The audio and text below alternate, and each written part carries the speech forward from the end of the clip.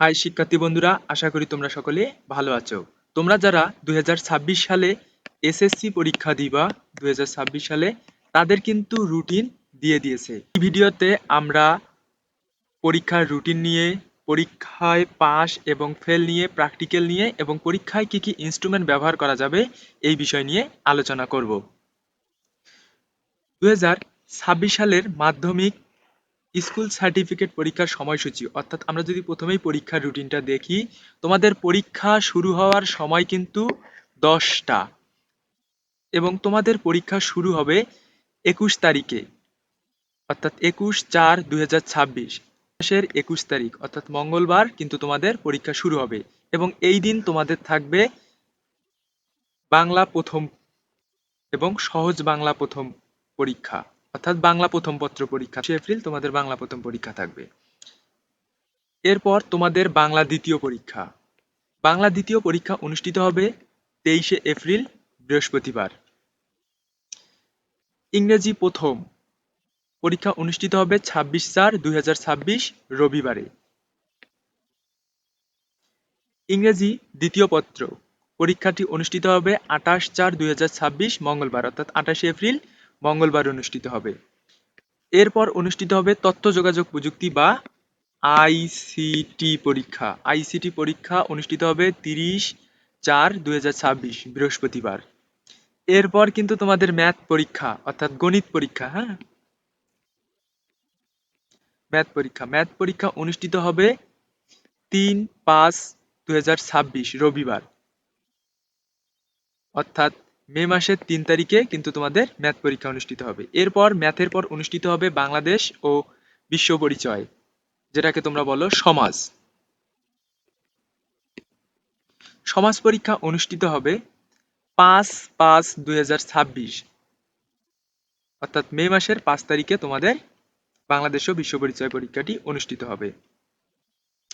এরপর 7/5/2026, অর্থাৎ মে মাসের 7 তারিখে তোমাদের ধর্ম পরীক্ষা অনুষ্ঠিত হবে। ধর্ম, এখন যাদের ইসলাম ও নৈতিক শিক্ষা, তাদের ইসলাম ও নৈতিক শিক্ষা পরীক্ষা হবে। যারা সনাতন ধর্মের, তারা তাদের জন্য হিন্দু ধর্ম ও নৈতিক শিক্ষা অথবা হিন্দু ধর্ম শিক্ষা পরীক্ষা হবে। যারা বৌদ্ধ ধর্মের আছো, তাদের বৌদ্ধ ধর্ম ও নৈতিক শিক্ষা বা বৌদ্ধ ধর্ম শিক্ষা পরীক্ষা অনুষ্ঠিত হবে।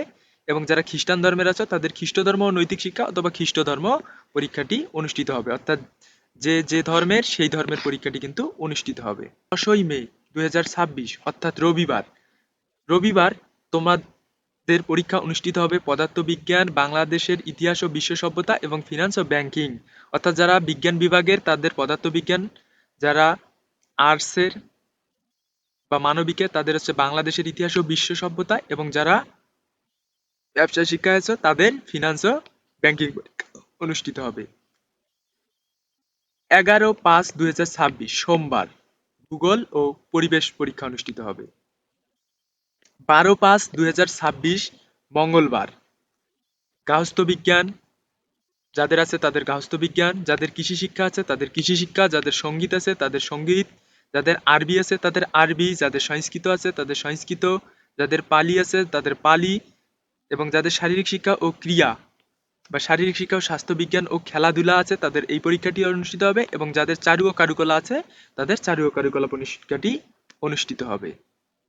এরপর 13/5/2026 বুধবার হিসাব বিজ্ঞান পরীক্ষা অনুষ্ঠিত হবে।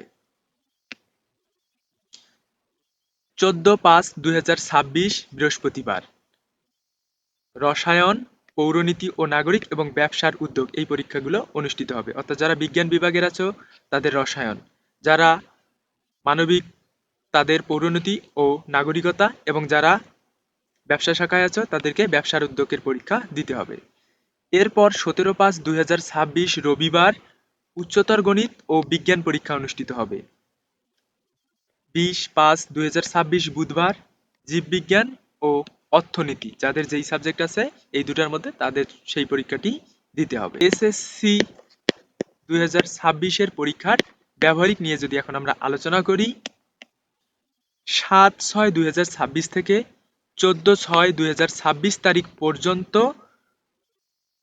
উল্লেখিত তারিখের মধ্যে অবশ্যই পরীক্ষা সম্পূর্ণ করতে হবে এবং 18/6/2026 তারিখের মধ্যে হাতে লেখা নম্বর ফর্দ এবং ব্যবহারিক উত্তরপত্র আনুষঙ্গিক কাগজপত্রাদি ও স্বাক্ষরলিপি বিভাগ অনুযায়ী রোল নাম্বারের ক্রমানুসারে সাজিয়ে হাতে হাতে মাধ্যমিক পরীক্ষা ও শাখায় জমা দিতে হবে। অর্থাৎ 7 তারিখ থেকে 14 তারিখ, জুন মাসের 7 তারিখ থেকে 14 তারিখের মধ্যেই কিন্তু তোমাদের সকল ব্যবহারিক পরীক্ষাগুলো অনুষ্ঠিত হবে এবং 18 তারিখের মধ্যেই কিন্তু এই যে ব্যবহারিকের মার্কগুলো সেগুলো হচ্ছে বোর্ডে পাঠানো লাগবে। অর্থাৎ 7 তারিখ থেকে 14 তারিখের মধ্যেই তোমাদের ব্যবহারিক পরীক্ষা শেষ। ব্যবহারিক পরীক্ষা অনুষ্ঠিত হবে প্রতিদিন সকাল 10টা হতে। স্থান স্ব পরীক্ষা কেন্দ্রে পরীক্ষা অনুষ্ঠিত হবে। অর্থাৎ তোমরা লিখিত পরীক্ষাগুলো যে যে কেন্দ্রে গিয়ে পরীক্ষা দিচ্ছ সেই কেন্দ্রেই পরীক্ষাগুলো অনুষ্ঠিত হবে। এখন আমরা যদি বিশেষ নির্দেশনাবলীগুলো আলোচনা করি, বিশেষ নির্দেশনাবলীগুলোর মধ্যে আমাদের সব থেকে যে গুরুত্বপূর্ণ যে পৃথক পৃথকভাবে পাশ করতে হবে কিনা এই বিষয়টি নিয়ে এখন প্রথমে আলোচনা করব। পৃথক পৃথকভাবে পাশ করতে হবে কিনা। তো আমরা যদি প্রথমেই 7 নাম্বার অপশনটার দিকে তাকাই, 7 নাম্বার অপশনে দেখো পরীক্ষার্থীকে সৃজনশীল বা রচনামূলক অথবা তত্ত্বীয়, বহুনির্বাচনী ও ব্যবহারিক অংশে পৃথকভাবে পাশ করতে হবে। অর্থাৎ কোনো একটা বিষয়ের, যেমন বাংলার যদি আমি বলি, বাংলার ক্ষেত্রে যেমন কি শুধুমাত্র রচনামূলক বা লিখিতমূলক আছে এবং বহুনির্বাচনী আছে, তাই তোমাকে রচনামূলকে পৃথক এবং বহুনির্বাচনী কে পৃথকভাবে পাশ করতে হবে। এখন যদি পদার্থ রসায়ন, জীববিজ্ঞান এগুলোর কথা বলি, এগুলোতে কিন্তু সৃজনশীল বা রচনামূলক পরীক্ষা হবে, বহুনির্বাচনী পরীক্ষা হবে, ব্যবহারিক অংশও থাকবে। তাই এক্ষেত্রে কিন্তু তোমাকে সৃজনশীলে, বহুনির্বাচনীতে এবং ব্যবহারিক অংশে পৃথক পৃথকভাবে পাশ করতে হবে। তবে ইংরেজি প্রথম এবং দ্বিতীয়র ক্ষেত্রে একটু ব্যতিক্রম আছে।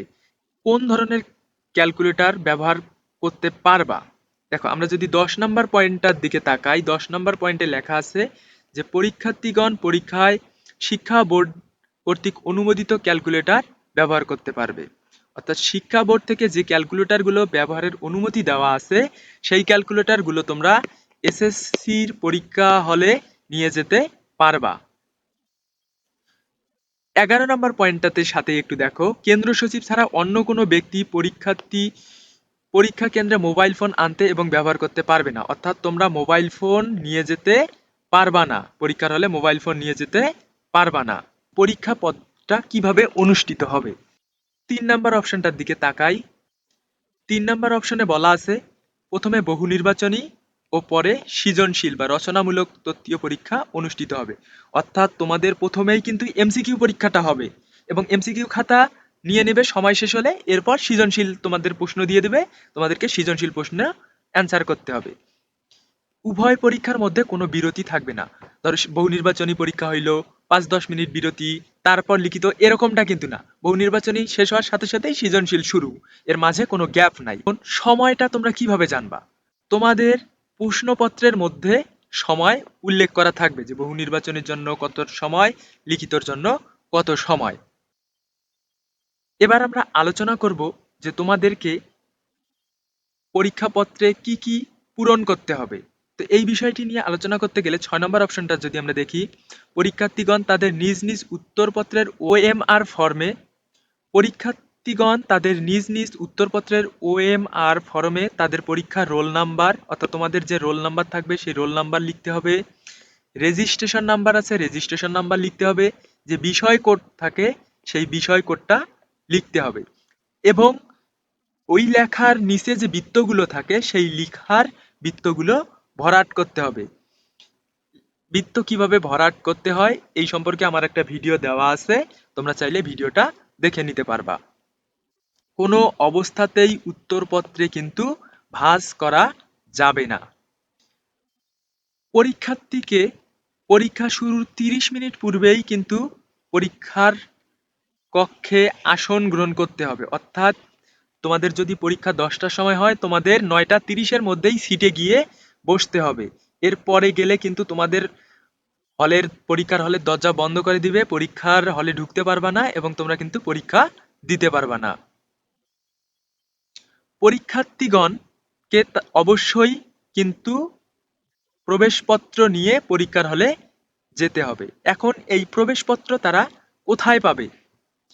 পরীক্ষার্থীগণ তাদের প্রবেশপত্র নিজ নিজ প্রতিষ্ঠান প্রধানের নিকট হতে পরীক্ষা আরম্ভের কমপক্ষে ৩ দিন পূর্বে সংগ্রহ করবে। অর্থাৎ সর্বনিম্ন ৩ দিন পূর্বেই কিন্তু সংগ্রহ করবা। এখন তোমরা কতদিন আগে থেকে সংগ্রহ করতে পারবা? এই বিষয়ে পরীক্ষা শুরুর অন্তত ৭ দিন পূর্বে শিক্ষার্থীদের মাঝে প্রবেশপত্র নিশ্চিত করতে হবে। এ বিষয়ে কোনো জটিলতা তৈরি হলে প্রতিষ্ঠান প্রধান দায়ী থাকবেন। অর্থাৎ পরীক্ষার ৭ দিন আগেই তোমাদের প্রবেশপত্রগুলো কিন্তু সংগ্রহ করে নিতে হবে। প্রতিষ্ঠানগুলোর দায়িত্ব থাকে যে ৭ দিনের অন্তত পক্ষে ৭ দিন আগেই শিক্ষার্থীদের মধ্যে প্রবেশপত্র বিতরণ করতে। অনেক স্কুলে দেখা যাবে যে ১০ দিন আগে, ১৫ দিন আগে, ২০ দিন আগেও প্রবেশপত্রগুলো দিয়ে দিবে। এই ছিল আজকের ভিডিওর সম্পূর্ণ আলোচনা। তো তোমাদের যদি কোনো সমস্যা থাকে তাহলে তোমরা ভিডিওর কমেন্টে জানাই দিতে পারো, অথবা ভিডিওর প্রথম কমেন্টে একটা টেলিগ্রাম গ্রুপের লিংক দেওয়া আছে, সেই লিংকের মাধ্যমে তোমরা টেলিগ্রাম গ্রুপে যুক্ত হয়ে যেতে পারো। টেলিগ্রাম গ্রুপে যুক্ত হয়ে তোমাদের কোনো সমস্যা থাকলে সেগুলো জানাতে পারো, অথবা টেলিগ্রাম গ্রুপে যুক্ত হলে তোমরা পড়ালেখা বিষয়ক অনেক হেল্প পাবা। তোমরা আমার এই চ্যানেলটিকে সাবস্ক্রাইব করে বেল বাটনে ক্লিক করে রাখতে পারো। সেক্ষেত্রে সব ধরনের শিক্ষামূলক ভিডিও সবার আগে তোমাদের কাছে পৌঁছে যাবে। তোমাদের সবার জন্য অগ্রিম শুভকামনা রইল। তোমরা ভালো করে পড়ালেখা করো যেন এসএসসিতে ভালো একটা রেজাল্ট করতে পারো। And finally thanks for watching my video.